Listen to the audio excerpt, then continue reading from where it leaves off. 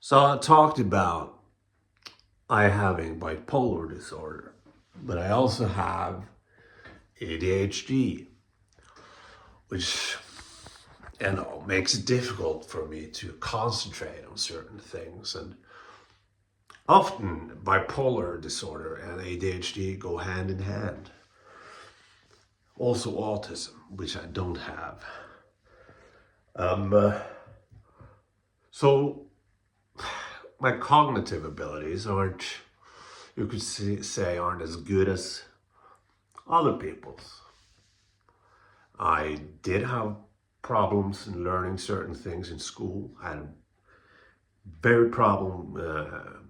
Math was very hard, but more language, English, Norwegian language. I did much better. Um, writing, uh, writing and things like that. Essays. But uh, so I use Ritalin, and that's supposed to help me somehow. But I do have problems sleeping, and sometimes I'm actually afraid to sleep, afraid to go to sleep because I don't want to have one of those nights where I just can't sleep. Knock on wood, it's easier to fall asleep now at winter. In the Norwegian summer, it's kind of never dark. In mid of July, it's never dark. The darkest is like, not that dark. And also it's warm as fuck, and I can't.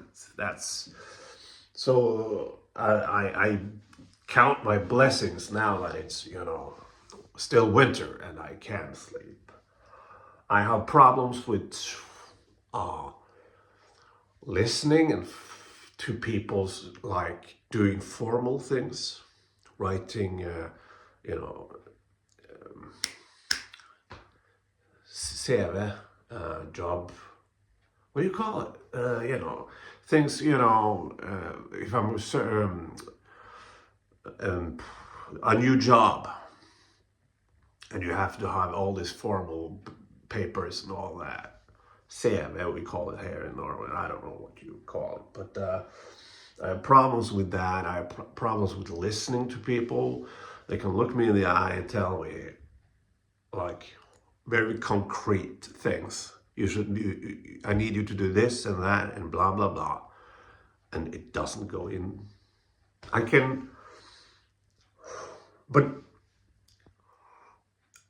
here's the thing about for me personally. I went to, like, when I was a child. I went to see a lot of psychiatrists, and they took this was like for half a year or something. They really, tested my cognitive abilities and mental state and everything. And this was in the 90s, so I wasn't diagnosed with either ADHD or bipolar until my 30s. I think I was 30 when I got the ADHD diagnosis.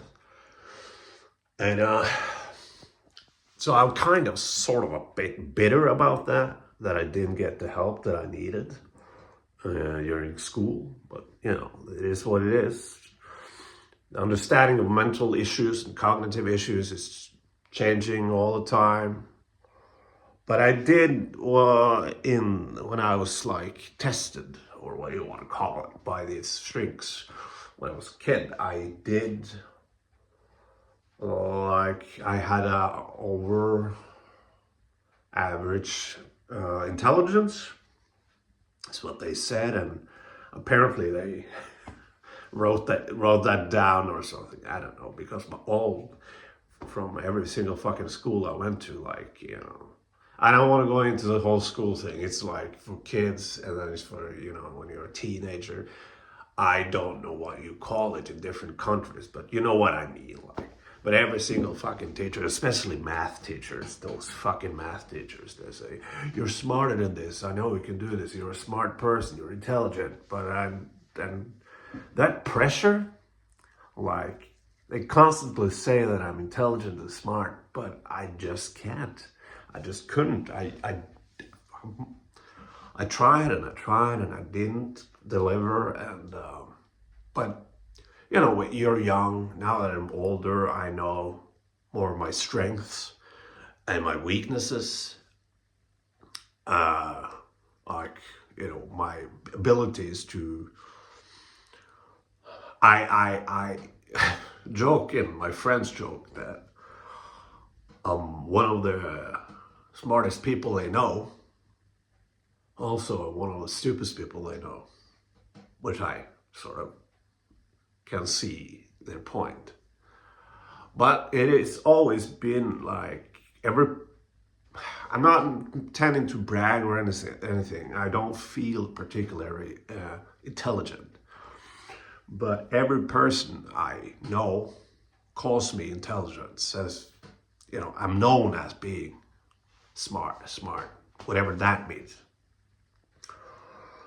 So there is a sort of expectation from me when I, you know, prove myself to be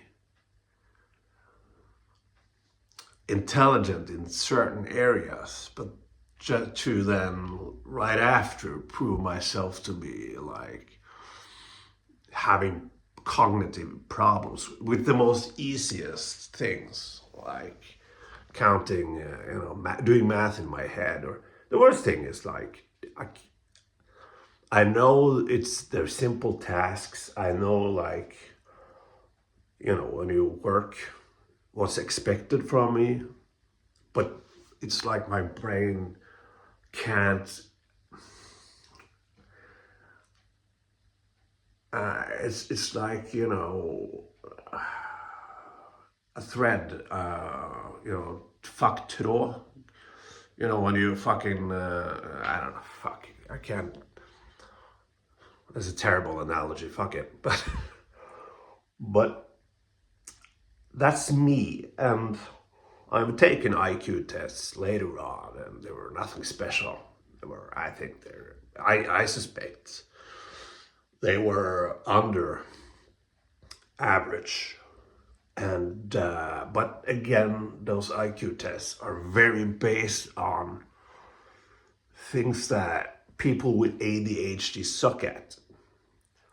I read somewhere, I don't believe it, but I read somewhere that it's just, you know, too concrete to be believable for me, I think. But intelligent people with ADHD, when they take an IQ test, they have to plus 9.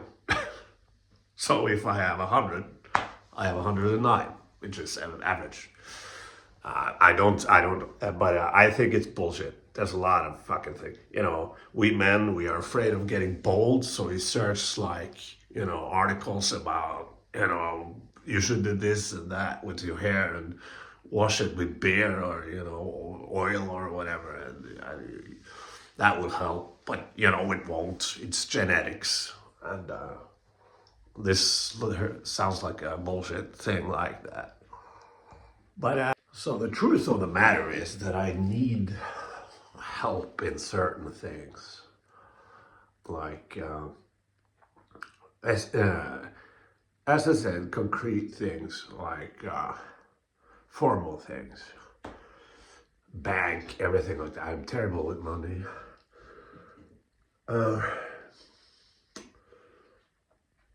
But I guess, well, I'm a very creative person.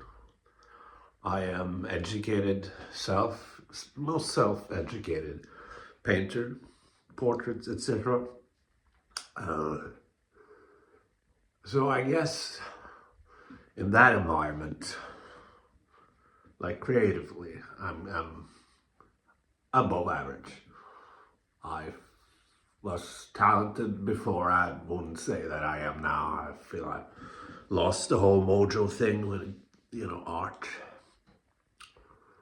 I just lost it. And fuck it. Let's talk about my other diagnosis, huh? Bipolar part 2. Bipolar type 2. So Kanye West, he is a typical type 1 bipolar. He gets manic. And every time I've seen him do all the shit he's done, I think that's bipolar type 1. Mel Gibson too, you can see it in his fucking eyes sometimes. And I think they have been more or less open about it. I am bipolar type 2.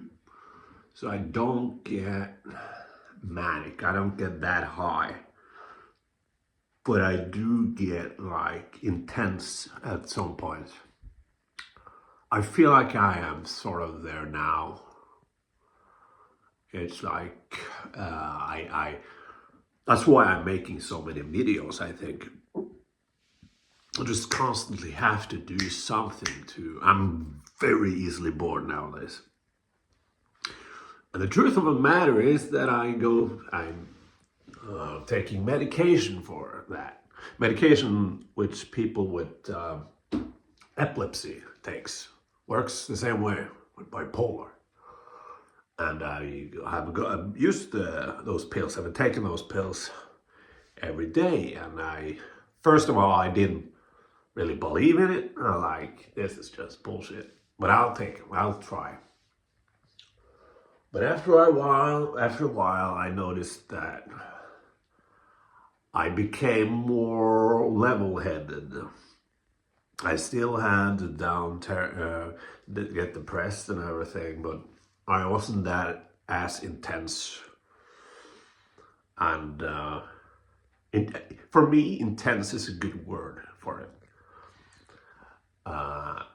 But lately, last year maybe, I've been taking less and less of the medication. I just kind of forgot about them, I think. And even my mother and my brother had told me, like, are you taking your medication? Because apparently when I am off my meds, I talk like this. And I need to search things. I need to read about things. I'm curious about everything. I just can't stop thinking. And I'm thinking intensely. And sometimes the brain works with you.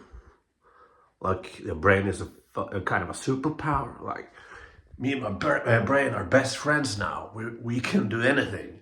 And other times, your brain is your worst fucking enemy.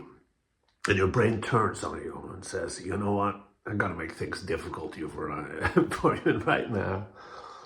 And you start thinking about darker things, and you start hating yourself, and So my goal, or I've never been, I don't need I think that's my my superpower in a way, is I don't need anyone's validation. And when you don't need anyone's validation, people seek validation from you. That is what I have noticed about that. And when I don't seek validation, I don't give a fuck what people think. I gotta admit, in some of the comments here on YouTube, I've cared more than I thought I would. But I think that's because I can't see the person. I just read, right? So there's several comments. I don't know if they're trying to be sarcastic, or if they're serious, or what it is. So I care in a sense that I don't know what they mean by that. But other than that, I don't have, people don't like me and people love me. People hate me. I'm never in the middle. People aren't, indifferent to me.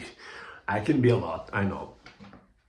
But because of that, the fact that I don't need anyone's validation, I can be pretty fucking open about things like this. Mental issues and cognitive issues. And I know there's people out there that has those problems. Maybe has a family where they don't, or friends that don't believe in mental health. Like, I have spoken to people about my ADHD, and I look at them and I see that they don't really believe a word I'm saying. They don't believe in it. And that's, for me, it's a lack of intelligence, or it's a lack of trying to understand something new. Your new information. You know, if you shut down new information immediately by just by body language, you got to be open to certain things. But I can just only tell my story and how I feel and how I am. I just want people to know that you shouldn't give a fuck what people think. If you have mental issues, that's more normal than people would admit. And people saying that you shouldn't go to the shrink or whatever, they're full of shit. They're not dealing with their problems in a healthy way. Say how many people are going down the red pill rabbit hole with John Peterson and friends. John Peterson are saying, hey, you'll feel better if you read Dostoevsky, but really? Will you? I didn't. So that's just my thing. I think I'm done now. Subscribe if you're insane yourself. Leave a like button if you have a fucking problem mentally. Anyway, bye.